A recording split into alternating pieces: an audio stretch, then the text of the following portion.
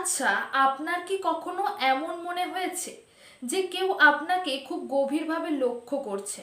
শুধুমাত্র লক্ষ্যই করছে না, বরং আপনাকে কপি করার চেষ্টা করছে। আপনি যেরকমভাবে কথা বলেন সেও ঠিক সেই রকমভাবে কথা বলার চেষ্টা করছে। আপনি যে জামা পরছেন সেও পরের সপ্তাহে ঠিক ওই একই রকম জামা পরে হাজির হচ্ছে। আপনি যেরকম স্ট্যাটাস দিচ্ছেন সেও ঠিক সেই রকমই স্ট্যাটাস দিচ্ছে। রীতিমতো এইসব দেখে আপনি রেগে যাচ্ছেন। আপনার মনে একটা প্রশ্ন জাগছে, তাহলে কি আমার কোনো নিজস্বতা রইল না? আজকের এই ভিডিওতে আমি এমন 5টি মনস্তাত্ত্বিক লক্ষণ নিয়ে আলোচনা করব, যা শুনলে আপনি বুঝে যাবেন যে কারা আপনাকে কপি করার চেষ্টা করছে।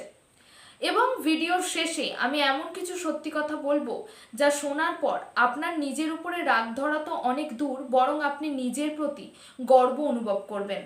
তাই পুরো ভিডিওটা প্রথম থেকে শেষ পর্যন্ত দেখুন, কোনো রকম স্কিপ না করে। আশা করি এই ভিডিওটা দেখার পর আপনি অনেক কিছু শিখতে পারবেন এবং অনেক কিছু জানতে পারবেন। মূল ভিডিওয়ে যাব, তবে যাওয়ার আগে আপনাদের সবাইকে বলে রাখি, এই ধরনের আরও মোটিভেশনাল ও রিয়েল টক টিপস পেতে আমার চ্যানেলটাকে সাবস্ক্রাইব করে পাশে থাকবেন। চলুন এবার সরাসরি মূল ভিডিওর দিকে চলে যাওয়া যাক।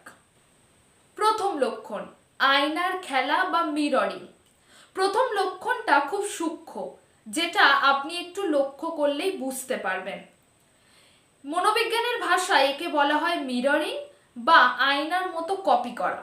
ধরুন আপনি কোনো বন্ধুদের সাথে কোথাও আড্ডা দিচ্ছেন।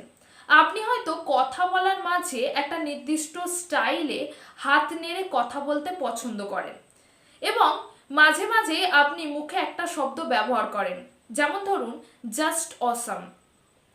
খেয়াল করবেন কিছুদিন পর থেকে ওই নির্দিষ্ট মানুষটাও আপনার মতোই হাত নেড়ে কথা বলতে শুরু করবে এবং আপনার মুখের ওই প্রিয় শব্দটাও ব্যবহার করতে শুরু করবে। কখনো কখনো এটা সে ইচ্ছা করে করতে পারে, আবার কখনো সে তার অবচেতন মনেও এটা করতে পারে, কারণ তার নিজস্ব কোনো ইউনিক স্টাইল না থাকায় সে আপনারটাকেই নিজের মনে করছে। আর ঠিক এইভাবেই আপনি বুঝতে পারবেন যে কেউ আপনাকে কপি করা শুরু করেছে। লক্ষণ 2। এবার আসি লক্ষণ 2-এ, আপনার পছন্দটাই রাতারাতি তার পছন্দ হয়ে ওঠা। দ্বিতীয় লক্ষণটা খুব মজার। ধরুন আপনি রিসেন্টলি কোনো একটা ব্র্যান্ডের গান শোনা শুরু করেছেন এবং সেই ব্র্যান্ডের গানটি আপনার ভীষণ পছন্দের হয়ে উঠেছে। পাশাপাশি আপনি কোনো একটা সিনেমা দেখে সেই সিনেমাটার রিভিউ ফেসবুকে পোস্ট করলেন। দেখবেন যে আপনাকে কপি করছে সে হয়তো আগে কখনো ওই সিনেমা বা ওই গানটার নামই শোনেনি, কিন্তু দুদিন পর আপনি দেখবেন ওই মানুষটা তার ফেসবুকে ওই গানটা পোস্ট করে এটা লিখছে যে আমার অল টাইম ফেভারিট সং। অর্থাৎ সেই মানুষটা কিন্তু কষ্ট করে ভালো জিনিসটা খুঁজে বের করলো না, আপনি সেই ভালো জিনিসটা খুঁজে বের করলেন এবং সেই মানুষটা হুবহু আপনাকে কপি করলো। আর ঠিক এইভাবেই আপনি বুঝতে পারবেন যে ওই মানুষটা আপনাকে কপি করছে। লক্ষণ 3, সাইড কম্পিটিশন বা নীরব যুদ্ধ। এই লক্ষণটা একটু বিপজ্জনক। কেন? তার কারণ হলো যে আপনাকে কপি করছে সে কিন্তু সবসময় আপনার সাথে একটা প্রতিযোগিতায় নেমেছে। ধরুন আপনি একটা ভালো জামা কিনেছেন, কিছুদিন পর লক্ষ্য করবেন ওই মানুষটা আপনাকে এটা প্রমাণ করার চেষ্টা করবে যে সে আপনার থেকেও ভালো জামা কিনতে পারে। আবার ধরুন আপনি পরীক্ষায় ভালো ফলাফল করেছেন বা অফিসে আপনার প্রমোশন হয়েছে, ওই মানুষটা আপনার সামনে হালকা হাসি দিয়ে অভিনন্দন জানালেও ভিতরে ভিতরে এটা প্রমাণ করার চেষ্টা করবে যে সে আপনার থেকেও বেশি যোগ্য। আর একেই বলা হয় নীরব যুদ্ধ বা সাইলেন্ট রেস, যা সে একা একাই আপনার সাথে লড়ে যাচ্ছে। আর ঠিক এইভাবেই কিন্তু আপনি বুঝতে পারবেন যে কারা কারা আপনাকে কপি করার চেষ্টা করছে। লক্ষণ 4, আইডিয়া চুরি করে নিজের নামে চালানো। এই লক্ষণটা কম বেশি আমাদের সকলের সাথেই হয়েছে। ধরুন আপনি কোনো একটা বন্ধু মহলে বা কোনো একটা আড্ডায় বা গ্রুপে কোনো একটা বিষয়ে দারুণ আইডিয়া দিলেন।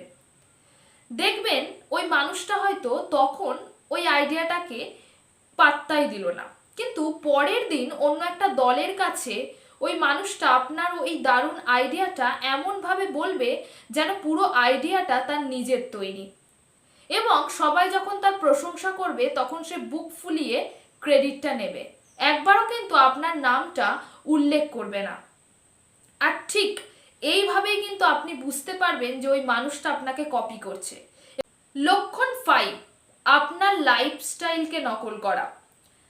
এই পঞ্চম যে লক্ষণটা রয়েছে সেটা হলো লাইফস্টাইলকে কপি করা। ধরুন ইদানিংকালে আপনি খুব সকালে উঠছেন, জিম করছেন, ভালো ভালো বই পড়ছেন, যার ফলে আপনার মধ্যে একটা পজিটিভ পরিবর্তন দেখা দিচ্ছে। এটা দেখে সেই মানুষটাও আপনার মতো একই রুটিন ফলো করা শুরু করবে। সে হয়তো আপনাকে এটা বুঝতে দেবে না, কিন্তু সে আপনার ভালো জিনিসগুলো হুবহু কপি করার চেষ্টা করবে, আপনার রুটিনটাকে কপি করার চেষ্টা করবে, যাতে সেও আপনার মতো পজিটিভ হতে পারে। এবার আসি ভিডিওর একেবারে শেষ পর্যায়ে। আপনারা এতক্ষণ বুঝলেন যে কারা আপনাকে কপি করছে। তবে এবার প্রশ্ন হলো, তাহলে কি আপনার রাগ করা উচিত? আপনার কি মন খারাপ করা উচিত? একদমই নয়। আপনার বরং আরো বেশি খুশি হওয়া উচিত, নিজের প্রতি গর্ব অনুভব করা উচিত। কেন জানেন?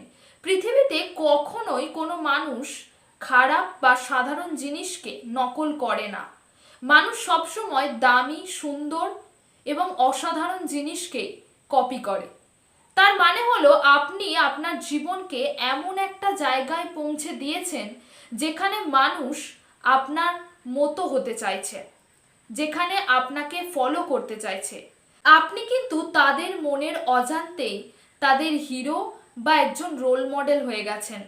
একটা কথা মনে রাখবেন, জেরক্স কপি যতই নিখুঁত হোক না কেন, বাজারে কিন্তু অরিজিনাল সার্টিফিকেটেরই কদর বেশি। সে হয়তো আপনার স্টাইলটা কপি করতে পারবে, আপনার কথাটা কপি করতে পারবে, আপনার জামাটা কপি করতে পারবে, কিন্তু আপনার ট্যালেন্ট, আপনার ভাগ্য, আপনার স্ট্রাগল, এইগুলো কিন্তু সে কপি করতে পারবে না।